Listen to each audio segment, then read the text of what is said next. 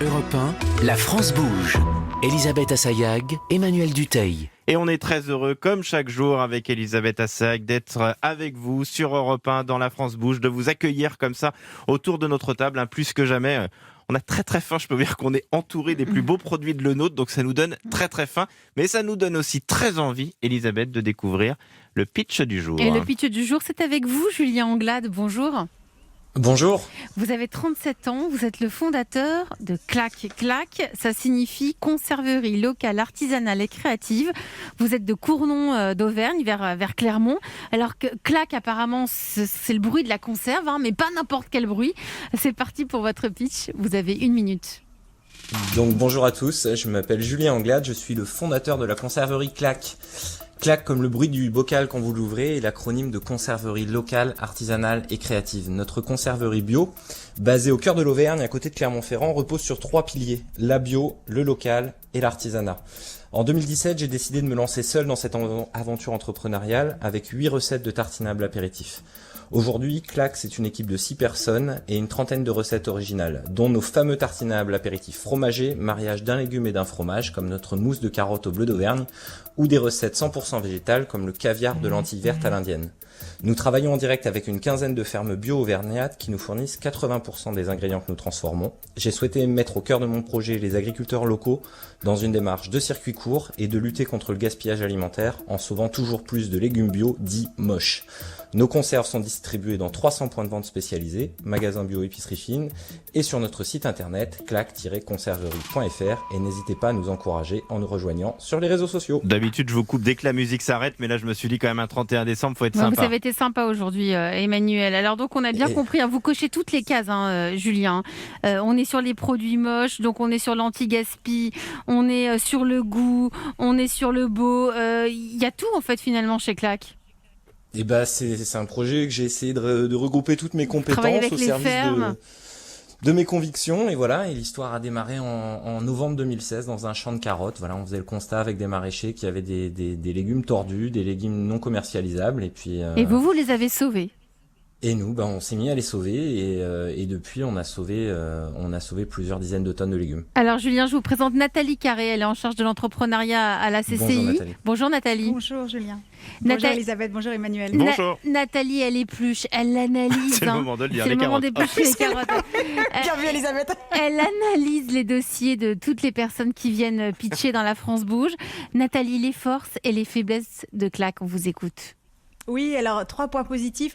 Votre site et la vidéo de présentation, elle est jolie, elle est émouvante, elle nous embarque dans vos valeurs, vous présentez vos partenaires et vous valorisez votre territoire. Ça donne vraiment envie.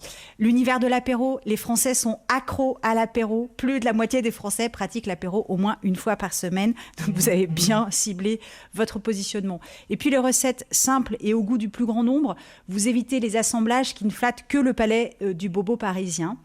Je mettrais peut-être 2 points améliorés. D'abord, augmenter le nombre de produits en vente, parce que vous pourriez étendre la gamme de l'apéro. Il y a les pickles, il y a les cakes, etc., pour qu'on puisse faire un apéro complet avec vos produits et ne pas s'embêter commander que chez vous.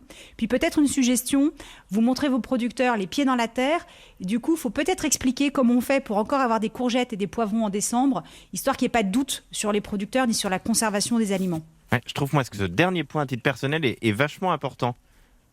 Et oui, parce que c'est vrai qu'en fait, on travaille que des produits frais de saison. C'est quelque chose qu'on essaye de marteler dans notre communication.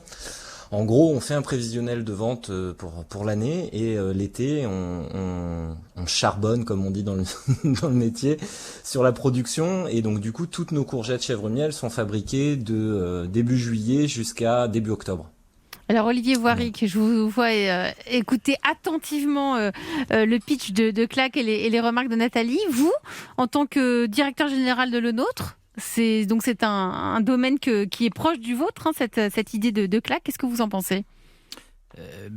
Comme je l'ai entendu, on coche beaucoup de cases et beaucoup d'attentes de consommateurs. Donc, je pense que, comme on dit, le pitch est bon. Maintenant, ce qui va être important, je pense, c'est quelle est l'ambition que l'on veut donner et quel réseau de distribution on va apporter à cette entreprise, puisqu'on sait que c'est la clé, la croissance d'une entreprise, c'est de choisir son réseau de distribution et, en fonction de l'ambition, quelle sera demain la production nécessaire pour atteindre cette ambition. Alors qu'est-ce que vous répondez, Julien? Je crois que vous êtes déjà aujourd'hui dans un peu plus de 300 points de vente et vendu par ailleurs sur votre site internet.